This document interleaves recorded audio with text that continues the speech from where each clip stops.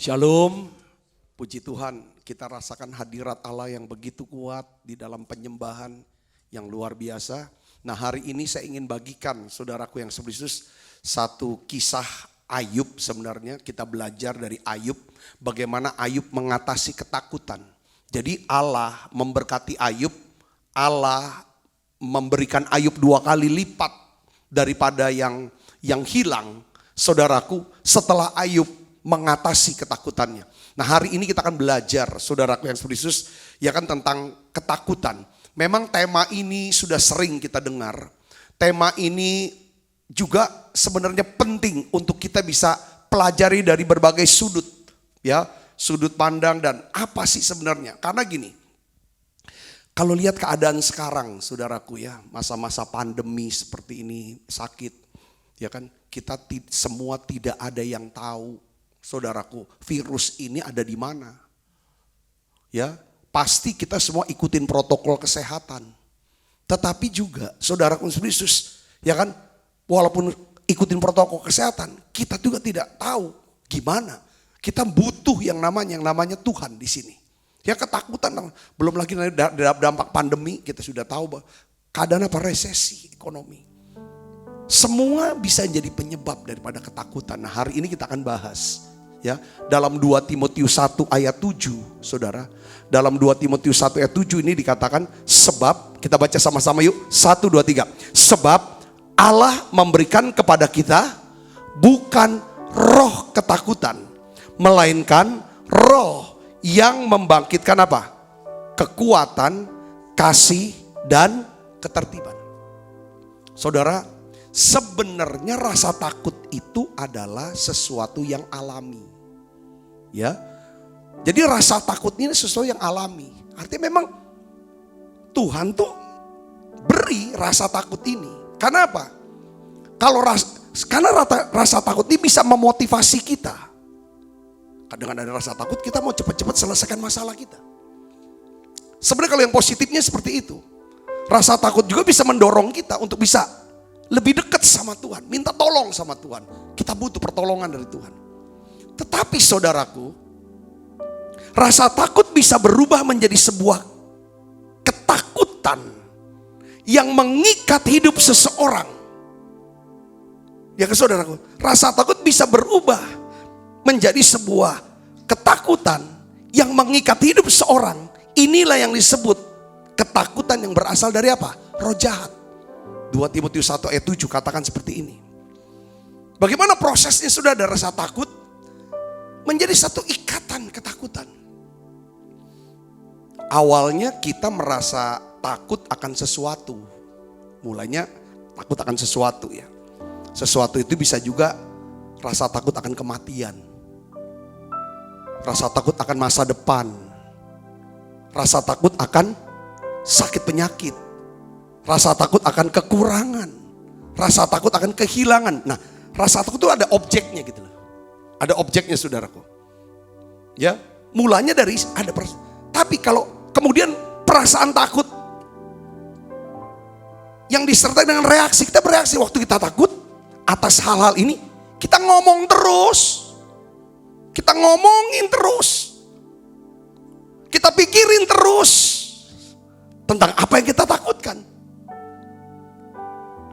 Perkataan, ya kan, yang kita ngomongin terus tentang rasa takut itu, akhirnya apa?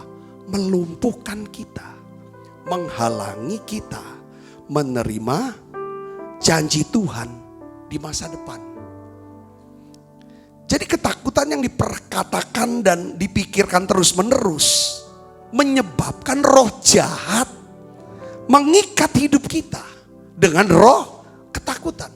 Pada saat itulah kita sedang berurusan bukan lagi dengan rasa takut, tetapi dengan roh jahat, roh ketakutan ini. Nah ini saudaraku, yang kalau udah bermain nih roh jahat, sudah daya tahan kita ambruk. Udah daya tahan tubuh kita ambruk, imun sistem kita ambruk, udah muncul loh penyakit. Penyakit apa aja yang titik lemah kita? Beberapa kena asam lambung, berapa kena mungkin gula darah, tensi, migrain, semua segala, nggak bisa tidur, depresi. Itu udah bermain nih, namanya ikatan roh ini. Jadi dimulai dengan takut, ada objek, rasa takut. Sebenarnya rasa takut itu adalah positif. Dengan rasa takut, kita mau cepat-cepat selesaikan masalah ini. Atau kita mau hindari masalah ini. Saudaraku, dan rasa takut harus dorong kita ke Tuhan. Tapi seringkali bukannya kita bawa ke Tuhan, kita pikirin terus, kita omongin terus, kita pikirin urus. Ini jalan masuknya roh jahat.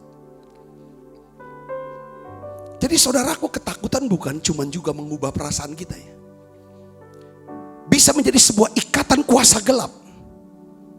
Tetapi juga ketakutan bisa mengubah fokus, arah daripada hidup kita.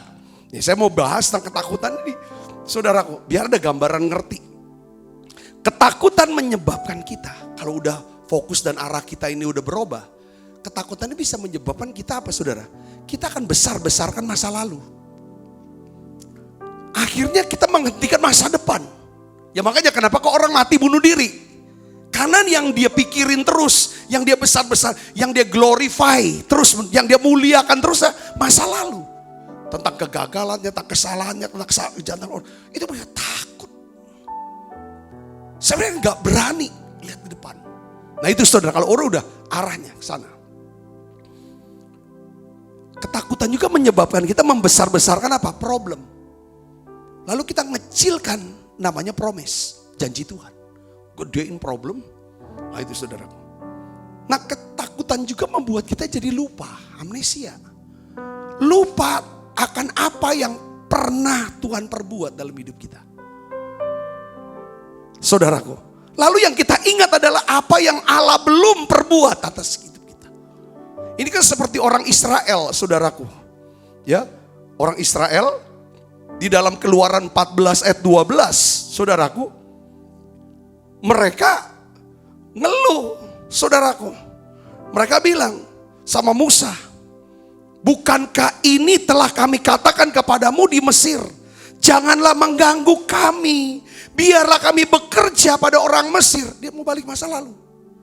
Pada waktu posisi mereka sudah keluar lalu mau dikejar sama Firaun, di depannya ada Laut Teberau. Mereka ngomong, saudaraku, udahlah, yang nyuruh kita keluar dari Mesir itu siapa? Kami gak suruh kau. Pas mereka dari sana, mereka ngomong itu, selalu ngomong, ketakutan juga masa lalu, besar-besarkan masalah. Ya kan? Sebab lebih baik bagi kami untuk bekerja pada orang Mesir daripada mati di padang gurun. Mereka lihatnya mati. Saya kerja sama balik, lebih baik aku hidup sebagai budak daripada aku mati sebagai umat Tuhan di padang gurun. Nah ini yang penyebab daripada ketakutan. Hari ini saudara Kristus, saya mau kasih tahu kepada saudara, bukan berarti kita nyangkali keadaan. Wah Bapak, ini jangan nyangkali keadaan, masa sih gak takut. Saya ingin ajak, ya saudara, pelayanan saya, Tuhan panggil saya pelayanan, selalu dari awal saya melayani sebagai gembala. Tuhan tuh beri saya tuh satu message selalu tentang roh iman, pengharapan, kasih, iman. Ini pesan-pesan yang Tuhan tuh kuat kalau saya bicara tentang hal ini. Yang dengan lawannya yang namanya ketakutan, kekhawatiran. Itu tuh rasanya tuh saya tuh bersemangat sekali saudaraku. Untuk hal yang seperti ini saudaraku. Makanya saya terus pelajari gimana Tuhan. Karena ini yang penting dalam kehidupan kita. Ya, karena kalau kita terus hidup dalam ketakutan, ketakutan bisa melumpuhkan kita, mengubah perkataan kita. Akhirnya perkataan kita udah gak lagi selaras dengan iman kita. Kita selalu mengatakan perasaan-perasaan takut kita. Kalau ini terus yang diucapkan, terus pikirkan apa yang kita takutkan, dampaknya apa saudaraku? Perkataan kita itu akan menuntun kita. Menuntun kemana saudara? Ya kan, menuntun kita kepada apa yang kita takutkan dan khawatirkan. Maksudnya seperti Ayub lah, gampangnya Ayub tuh ngomong gini, Ayub 3 ayat 25-26. Ini ayatnya saudara. Kita baca sama-sama ya, 1, 2, 3. Karena yang kutakutkan itulah yang menimpa aku. Dan yang kucemaskan itulah yang mendatangi aku. Aku tidak dapat ketenangan dan ketentraman. Aku tidak mendapat istirahat, tetapi kegelisahanlah yang timbul. Ini saudara, ketakutan. Ngeri banget. Apa yang kita takutkan? Jadi bilang, apa yang ditakutkan oleh Ayub, itu datang menimpa dia. Jadi Ayub tidak bisa menghindari diri dari akibat buruk atas apa yang dia takutkan. Saya percaya pada waktu tadi waktu kita nyembah saudaraku, hadirat Allah kuat sekali. Waktu tadi tuh sebelum ibadah, persiapan ibadah, kita doa pra ibadah tadi, Tuhan tuh mau kita tuh nyanyi lagu itu. Ya kan? Beriku hati untuk menyembah-Mu. Beriku hati untuk mengasihi-Mu. Beriku hati memuji-Mu dan mengasihi Engkau seperti wanita yang datang mengurapi-Mu.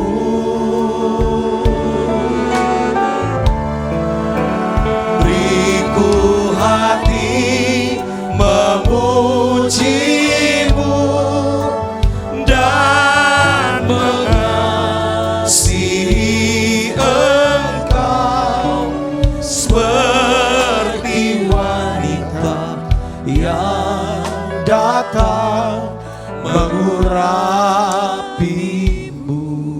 Jadi saya bayangkan tuh, saya kontemplasi lagu ini, Maria datang ke Tuhan, sementara Tuhan tuh sedang dijamu oleh para pembesar di kotanya Maria, Simon si Kusta, saudaraku. Dia datang, dia langsung ke kaki Tuhan, dia nangis, curahkan air matanya, lalu dia bersihkan dengan rambutnya, lalu dia urapi Yesus, saudara, dengan minyak yang mahal sekali. Sambil dia terus nangis. Hanya itu, seperti seorang anak ya. Saya bayangin dulu saya masih kecil, kalau saya diajak sama mama saya, saudara, ke satu tempat yang dimana banyak orang yang saya tuh takut. Apa yang saya buat, saudara? Mama saya tuh kan zaman dulu orang kan pakai bajunya tuh yang teket terusan gitu loh, saudara, terusan. Ya kan, sampai ke dengkul lah, atas dengkul. Saya tuh selalu, saya pegang ujung baju mama saya aja pegang. Kadang-kadang, maaf, saya bisa masuk, ngumpet di dalam baju mama saya. Karena kalau udah di situ, rasanya tuh tenang. Saya gak gelisah. Jadi waktu nyanyi lagu ini, itu sepertinya gini. Saya bisa bayangkan bahwa, oh begitu Pak, setan tebar roh ketakutan, intimidasi ke atas anak-anak Tuhan, ke atas banyak orang. Sebenarnya Roh Kudus tuh ajar saya, nyembah aja, nyembah seperti Maria. Dia udah nggak tahu, nggak punya siapa-siapa lah. Dia pikir aku mau punya Tuhan aja nih. Aku mau berikan ini. Katakan amin. Ngeri kalau kita simpen yang namanya ketakutan. Ngeri. Karena apa yang ditakutkan oleh Ayub, itu yang datengin Ayub. Ayub gak bisa hindari. Sebenarnya apa sih yang ditakutin Ayub? Kalau saudara baca di Ayub pasal pertama, Ayub tuh takut. Tuhan udah gak melindungi dia lagi. Pagar perlindungan itu dicabut. Ayub takut segala yang baik itu diambil dari hidup dia. Ayub takut tidak mendapat lagi berkat-berkat dari Tuhan. Ayub takut sesuatu yang buruk akan terjadi dan merusak kebahagiaan dia. Makanya dia tuh kalau ibadah bukan karena dari hati yang mengasihi, dari hati yang memang ingin nyembah. Tapi dia ibadah di drive-nya, dimotivasi, didorongnya oleh rasa takut, bukan rasa cinta. Kalau aku nggak sembahyang, kalau aku nggak buat mesbah, kalau aku nggak memberi persembahan, aku nggak bawa korban, nanti Tuhan gini-gini, nanti Tuhan marah sama aku. Banyak orang Kristen hidupnya di drive sama ketakutan. Ibadah, nanti kalau nggak ibadah nanti kena hukum dari Tuhan. Kalau nggak bawa perpuluhan kena hukum dari, kalau nggak puasa kena hukum dari Tuhan. Makanya aku mau lakukan ini, nanti takut. Saya rasa enggak. Tuhan enggak mau ini. Akhirnya nanti sia-sia. Kita tahu bahwa akhirnya apa yang ditakutkan Ayub itu datangi. Kekayaannya ludes, anak-anaknya mati dalam seketika. Penyakit datang menimpa dia. Istrinya pun menyuruh Ayub, kutuki Allah, lalu kamu matilah. Saudaraku Yesus, apabila ketakutan datang menyerang pikiran kita, kita harus ambil keputusan segera atasi itu. Kita tidak boleh layani ketakutan, nyimpen ketakutan. Kita harus segera mengatasinya. Ayub menyadari bahwa dia tidak boleh melayani ketakutan itu. Ayub sadar bahwa dia harus mengatasi ketakutan itu. Apabila tidak segera diatasi ketakutan itu, maka ketakutan itu akan semakin menghancurkan hidup Ayub. Dan kita tahu cerita kisah Ayub ini, saudaraku. Ayub berhasil mengatasi ketakutannya. Dan masalah yang timbul dari ketakutannya itu, Allah memulihkan keadaan Ayub setelah Ayub berhasil mengatasi ketakutannya. Saya percaya penyakit asam lambung saudara itu sembuh kalau saudara berhasil mengatasi ketakutan saudara. Katakan amin, saudaraku. Penyakit apapun yang saudara hadapi, coba saudara selesaikan ini dengan ketakutan ini. Harus selesai. Termasuk ekonomi, keadaan ekonomi. Saudara, ketika kita bisa selesaikan ketakutan kita, atasi ketakutan kita, yang muncul itu apa? Iman. Ketika muncul iman, disitulah saudara, hal-hal yang supranatural, hal-hal yang ajaib itu akan terjadi dalam hidup saudara. Karena tanpa iman tidak mungkin orang berkenan pada Allah. Iman kita bisa bekerja ketika ketakutan gak ada tempat di hati dan pikiran kita. Saudara, Allah baru bisa memulihkan Ayub. Saudaraku, pada waktu Ayub bisa mengatasi ini. Hari ini saudara, saya ingin bagikan, kita akan belajar. Ada empat tindakan iman yang dilakukan oleh Ayub ketika dia takut. Ada 4 hal kita belajar dari Ayub. Ketika saudara mungkin sekarang benar-benar aku mengalami takutan itu. Pertama, saudaraku, Ayub mengakui ketakutannya. Ayub mengakui ketakutannya. Saudara, akui ketakutan ini di hadapan Tuhan. Bukan kita cuma pikirin dan cerita sama orang. Kalau cerita sama orang, lalu orang itu mau berdoa bersama saudara, memberi nasihat yang bisa melenyapkan ketakutan, silakan. Tapi kalau untuk cerita saja, itu akan membuka pintu seluasnya bagi roh jahat yang namanya roh ketakutan untuk menghancurkan kita. Ayub adalah kisahnya. Kalau kita cuma ngomong terus, pikirin terus, tapi kita tidak akui di hadapan Tuhan, ini masalah besar buat kita. Ayub mengakui itu di hadapan Tuhan. Ayub 3:25 katakan begini, karena yang kutakutkan itulah yang menimpa aku, dan yang kucemaskan itulah yang mendatangi aku. Saat kita mengalami ketakutan dan kekhawatiran dalam hidup kita, jadi langkah pertama ngomong, aku takut Tuhan, takut ini. Ngomong aja saudaraku, akui di hadapan Tuhan. Dan minta sama Tuhan, beri aku damai sejahtera. Minta damai sejahtera kuasai hati dan pikiran saudara. Katakan amin. Saudara harus ingat gini, sekalipun kita tidak mengakui apa yang kita takuti, Tuhan tuh tahu. Tapi kalau kita datang dengan rendah hati, kita akui apa yang kita takutkan di hadapan Tuhan, maka Tuhan akan menukar ketakutan ini dengan damai sejahteranya. Yang percaya katakan amin. Filipi 4 ayat 6 sampai 7 katakan, janganlah hendaknya kamu khawatir tentang apapun juga. Tetapi apa? Nyatakanlah dalam segala hal keinginanmu kepada Allah dalam doa dan permohonan dengan ucapan syukur. Ayat yang 7, damai sejahtera Allah yang melampaui segala akal akan memelihara hati dan pikiranmu dalam Kristus Yesus. Jadi untuk mengatasi ketakutan, kita harus memperhatikan apa yang kita pikirkan.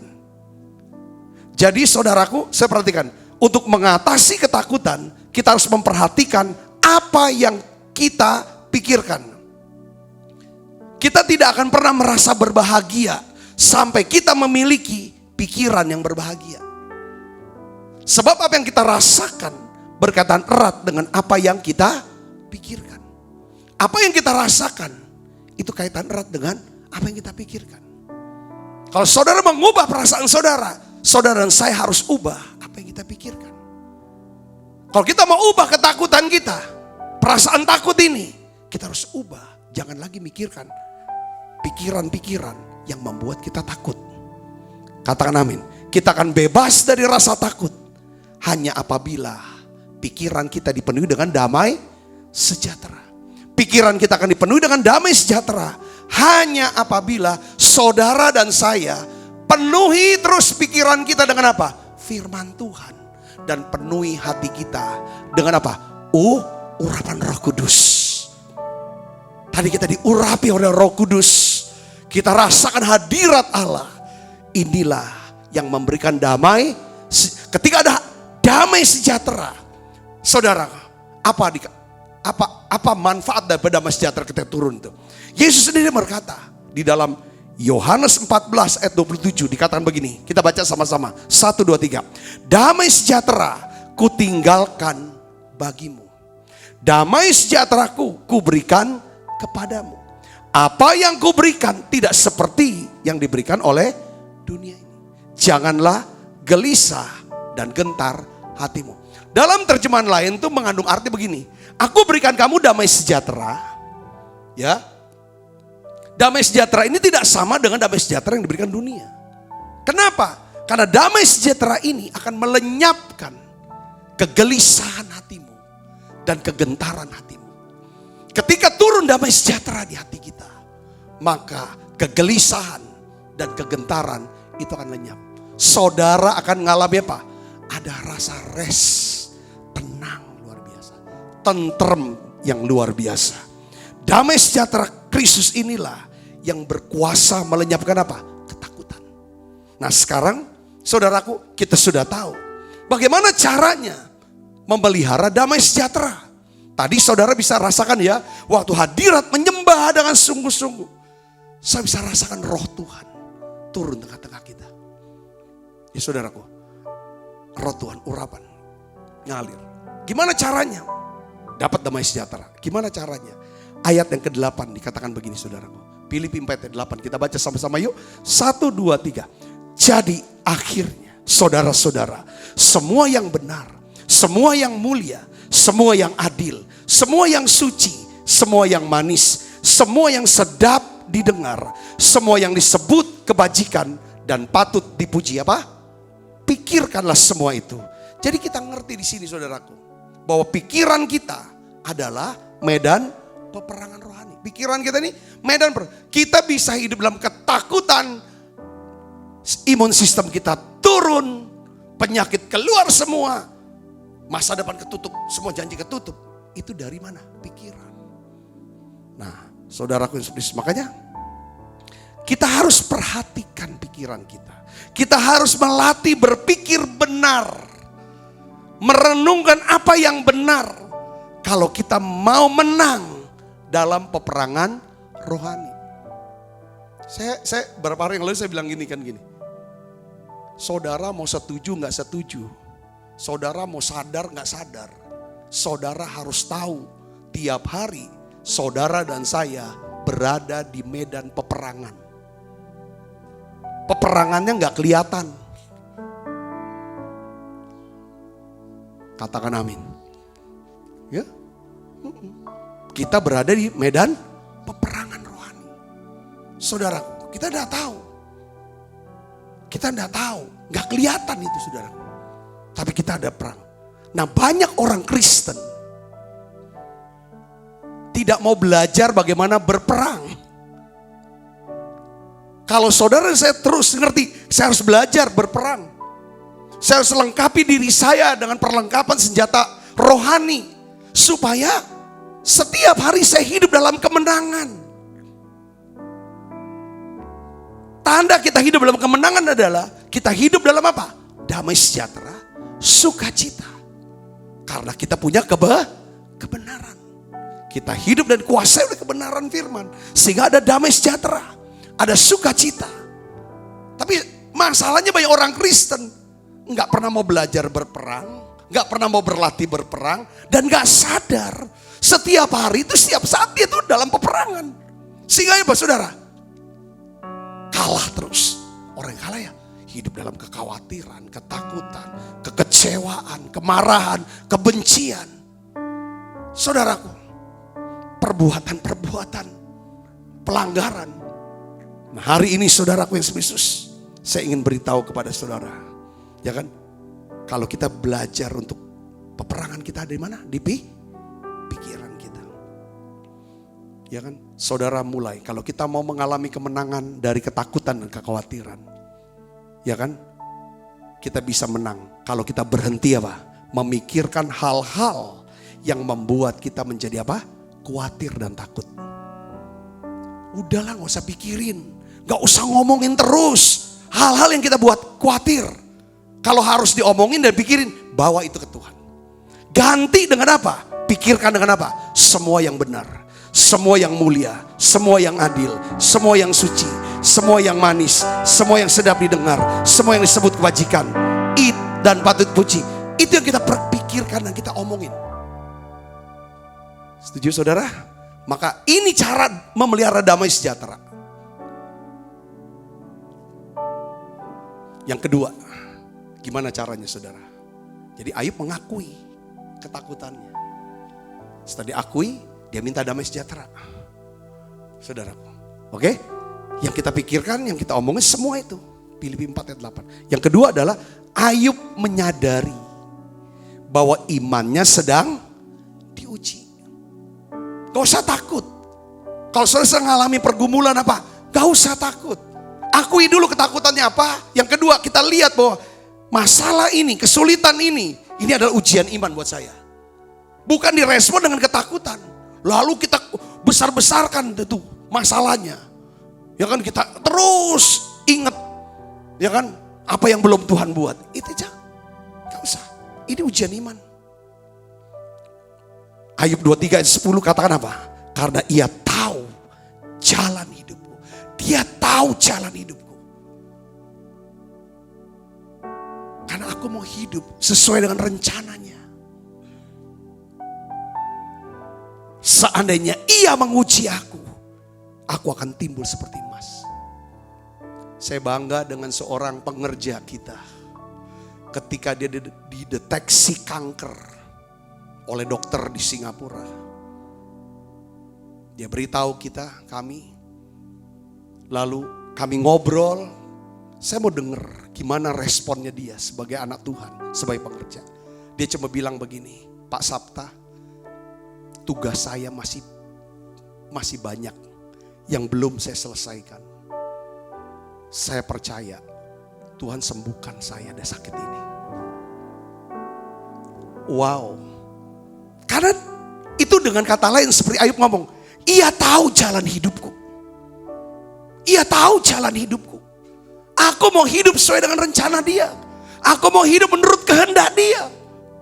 Kalau saya harus lewati kanker ini, kalau saya harus lewati kekurangan ini, masalah keuangan ini, sakit penyakit ini, penderitaan ini, aku tahu ini adalah ujian iman. Aku akan timbul seperti emas. Yang ngerti katakan amin saudaraku. Ada dua benda.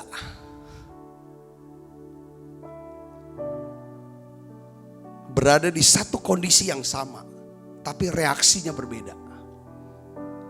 Itulah manusia. benda itu namanya apa? Satu namanya kentang, yang keras. Yang satu namanya telur, yang lembut isinya. Saudara tahu? Ini ceritanya. Kentang yang keras dan telur yang lembut ini dimasukkan ke dalam air yang mendidih kurang lebih berapa? Setengah jam lah. Saudara kan lihat, kentang yang keras berubah jadi apa? Jadi lembut. Telur yang lembut berubah jadi apa? Jadi keras. Ujian iman seharusnya menghasilkan sebuah karakter. Kalau kita lihat ini ujian iman. Kalau kita bilang, ini ujian iman kok. Kalau ujian iman artinya apa? Ini harus, masalah ini, keadaan ini, penderitaan ini, kesusahan ini. Ini bukan malapetaka, bukan aku sial. Bukan Tuhan marah. Tapi ini ujian iman. Untuk apa? Supaya aku bisa lebih lembut hatinya. Supaya aku bisa lebih rendah hati. Supaya aku bisa lebih murah hati, bisa peduli sama orang. Selama ini egois. Aku tahu setiap penderitaan ini, itu ada tujuannya. Ujian iman. Ujian iman harus menghasilkan apa? Dari orang yang kikir, yang keras, yang tidak peduli sama orang. Sombong minta ampun. Emosinya tinggi. Wah, segala macam. Menjadi orang yang lemah lembut, rendah hati, murah hati, bisa sabar dan besar hati. Lihat dari sana. Ujian iman, saudara, kita bisa lulus dalam ujian iman. Itu kalau kasih Kristus menguasai hati kita. Amin saudara, karena ini berat loh.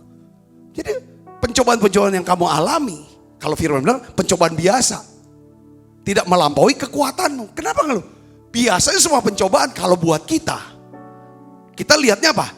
Melampaui kekuatan kita. Kenapa Alkitab bilang pencobaan biasa tidak melampaui? Karena Alkitab mengasumsikan saudara dan saya tinggal di dalam Kristus. Percaya sama kuasa Tuhan. Berdoa dan meminta kuasanya. Makanya saudara, untuk bisa lolos dari ujian iman yang menurut kalau kita sendiri gak sanggup. Tapi kalau kita berdoa dan minta. Berdoa minta. Maka Allah akan mencurahkan kasih-Nya ke dalam hati kita. Lewat siapa? Roh Kudus. Dia berikan kasih-Nya. Waktu dia curahkan kasih-Nya dalam hati kita, ada damai sejahtera. Di dalam kasih-Nya itu ada kuasa. Kuasa apa? Dinamis. Katakan dinamis. Bahasa Yunaninya kuasa. Kamu akan menerima kuasa kalau Roh Kudus turun atas kamu. Dinamis ini adalah kuasa untuk melakukan mukjizat. Jadi ketika saudara saya masuk hadirat, kayak tadi sampai bisa nangis, nyembah sampai nangis, sampai penuh. Di situ kita ngerti ada plong damai sejahtera. Bukan cuma untuk plong, saudara ngerti itu. Di situ mengandung dinamis, kuasa untuk melakukan mukjizat. Ini yang bisa menaklukkan ketakutan kita. Kuasa untuk memiliki karakter yang unggul dan tangguh, itu dinamis. Kekuatan untuk peroleh kekayaan dan melola kekayaan itu. Ini dinamis. Jadi ujian iman kita butuh apa? Roh Kudus. Enggak, tanpa Roh Kudus Enggak bisa keluar. Saudara bisa ngerti sini, katakan amin. Yang ketiga, Ayub datang kepada Allah. Dia mempercayai Allah sebagai apa? Penebusnya yang hidup. Jadi pada waktu dia doa, saudaraku, dia akui sama Tuhan. Pertama, ketakutan dia. Yang kedua, dia lihat bahwa masalah ini adalah ujian iman. Karena ini ujian iman, gak bisa sendiri. Masalah, pencobaan menjadi pencobaan yang luar biasa. Bukan pencobaan yang biasa kalau tidak berdoa, tidak dipenuhi Roh Kudus. Tapi kalau kita dipenuhi Roh Kudus, kita dapat dinamis kuasa Allah. Pencobaan jadi pencobaan biasa yang tidak melampaui kekuatan kita. Yang ketiga, di dalam doanya itu Allah membuka pikiran dia. Dia melihat saudara Allah sebagai apa? Penebus yang hidup. Tetapi aku tahu penebusku hidup. Dan akhirnya ia akan bangkit di atas debu. Pada waktu Ayub berbicara seperti ini. Ayub dalam doanya, saudara, perkataannya, Ayub sedang melihat Allah. Bukan hanya Allah yang akan melepaskan dia dari jerat kemiskinan. Menyembuhkan dia dari sakit penyakit. Dari kesepian dia, dari kesedihan dia. Tapi dia melihat juga sebagai Allah yang sanggup menyelamatkan dirinya dari kematian kekal. Di tengah-tengah penderitaannya Ayub melihat Yesus Kristus, Sang Penebus yang akan mati di kayu salib untuk menebus dosa dunia. Yang ngerti katakan amin. Penderitaan Ayub itulah penderitaan manusia. Dia lihat bahwa ada satu pribadi namanya Yesus yang akan selesaikan seluruh penderitaan manusia ini lewat kematian di atas kayu salib. Yang ngerti kata, dia berkatakan pada diri dia. Yang keempat, saudaraku, Ayub mengakui bahwa Allah sanggup melakukan segala sesuatu. Tidak ada rencana Tuhan yang gagal. Ayub 42 ayat 2 katakan gini, aku tahu bahwa engkau sanggup melakukan segala sesuatu dan tidak ada rencanamu yang gagal. Memang tuh tantangannya tuh berat, saudaraku. Tapi dengar baik, kalau kita bisa memperkatakan apa yang kita percayai, saudaraku, maka pikiran kita akan mengikuti apa yang kita ucapkan. Dampaknya apa? Kalau pikiran kita sudah berubah, apa yang terjadi? Perasaan kita akan berubah. Kalau perasaan kita berubah, maka tindakan kita, sikap kita juga akan berubah. Kalau tindakan kita, tindakan dalam kebenaran, tindakan dalam iman, saudara akan melihat hasilnya adalah mujizat itu terjadi. Yang percaya katakan amin. Saudaraku, Ayub dia mengakui, dia ngomong sama diri dia. Di tengah-tengah penderitaannya, saudara, dia berkata, aku tahu bahwa engkau sanggup melakukan segala sesuatu dan tidak ada rencanamu yang gagal. Dia duduk, saudara. Dia kuatkan imannya.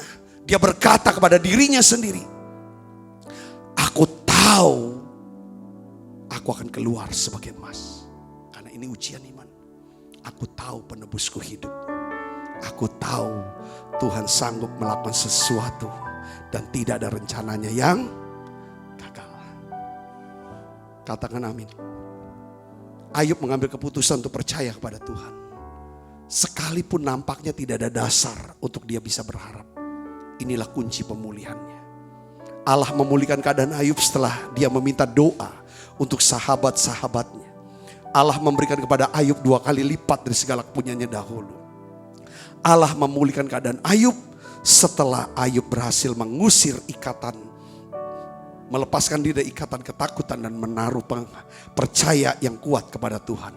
Penebusnya yang hidup, yang sanggup melakukan segala sesuatu. Ayub dia ngomong sama dirinya sendiri. Adalah baik saudara kita berdoa, memuji, menyembah. Sampai saudara masuk hadirat Tuhan. Adalah baik saudara dengar pengajaran khotbah-khotbah firman. Saudara catat untuk isi pikiran ini. Karena gini, kita hanya bisa bebas dari ketakutan. Enggak cukup cuma doa. Tapi saudara isi pikiran saudara. Supaya saudara bisa memikirkan bukan apa yang ditakutkan. Tapi memikirkan apa yang menjadi janji Tuhan buat hidup saudara. Katakan amin. Yang ketiga adalah baik juga saudara bisa berkata pada diri sendiri. Omong sama diri seperti Ayub. Aku tahu. Aku sedang mengalami ujian iman. Supaya aku jadi pribadi yang bisa punya hati bisa menyembah. Punya hati yang bisa mengasihi Tuhan. Makanya kan sebelum Allah memulihkan Ayub, Allah suruh Ayub berdoa untuk sahabatnya. Itu kasih. Jadi dia tidak lagi datang ke Tuhan karena kewajiban agama. Bukan karena rasa takutnya. Tapi dia datang kepada Tuhan karena kasih. Kasih kepada sesamanya. Kalau kasih kepada Tuhan, dia tunjukkan dia berdoa untuk sahabatnya. Allah memulihkan keadaan Ayub setelah Ayub berdoa untuk sahabatnya. Saudaraku, kunci daripada ketakutan. Untuk bisa taklukkan ketakutan. Biarlah ada kasih Allah dalam hati kita. Yang kita bisa tunjukkan dengan apa? kita mau bersyukur atas orang-orang yang diberkati. Kita mau bersyafaat untuk orang-orang yang sedang dalam pergumulan. Itulah kasih. Bukan kita mengeluh, mencela, mengeluh, berbantahan atas orang lain. Tidak. Kasih adalah kita bisa bersyukur. Orang diberkati. Orang bisa berhasil. Orang bisa disembuhkan. Orang bisa lancar semuanya. Berbahagia. Oh, ucap syukur sama Tuhan. Luar biasa. Lalu kita bisa bersyafaat untuk orang-orang yang gagal. Orang-orang yang jatuh. Orang-orang yang dalam kesusahan. Kita bersyafaat. Inilah kasih. Ketika ada muncul kasih ini, saya percaya Allah akan memulihkan keadaan saudara. Seperti alam memulihkan keadaan Ayub. Ketakutan selalu identik dengan kekejaman. Makin kejamnya hati kita, makin kerasnya hati kita, makin sombongnya hati kita, makin kuatlah ketakutan itu. Tapi makin lembut hati kita, makin peduli, penuh dengan kasih dan belas kasihan, makin lenyap, makin kurang ketakutan itu dan makin lenyap. Yang muncul adalah iman. Kuncinya adalah, yuk kita ambil komit. Aku mau mengasihi Tuhan dengan cara aku mau melatih diri selalu berbuat baik, berkata baik dan berpikir baik. Untuk nama Tuhan dipermuliakan. Katakan amin saudara. Saudara diberkati dengan ayat ini. Saya percaya, gak usah takut. Pelihara kasih, hanya kasih yang sempurna. Kasih itulah yang melenyapkan ketakutan. Berpikir dengan pikiran kasih. Berbicara pikiran kasih, berbicara kasih.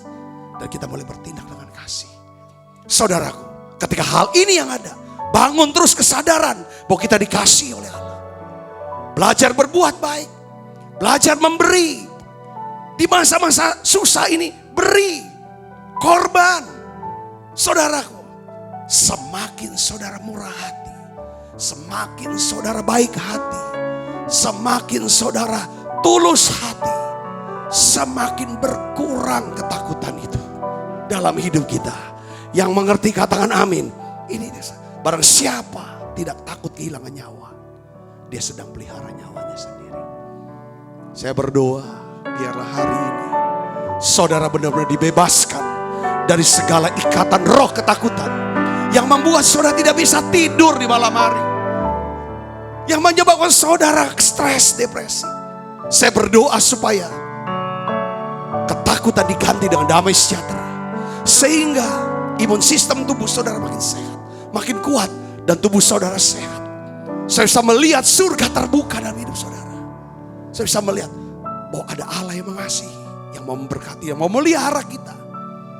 Kita takut pun, saudara, itu tidak akan pernah bisa menyelesaikan apapun. Tapi ketika kita mulai belajar, aku percaya karena aku punya Yesus yang mengasihi aku. Aku punya Allah yang mengasihi aku. Saya percaya, saya akan melihat hal-hal yang ajaib itu akan terjadi dalam hidup saudara. Amin. Tuhan Yesus berkati. Yuk kita bangkit berdiri.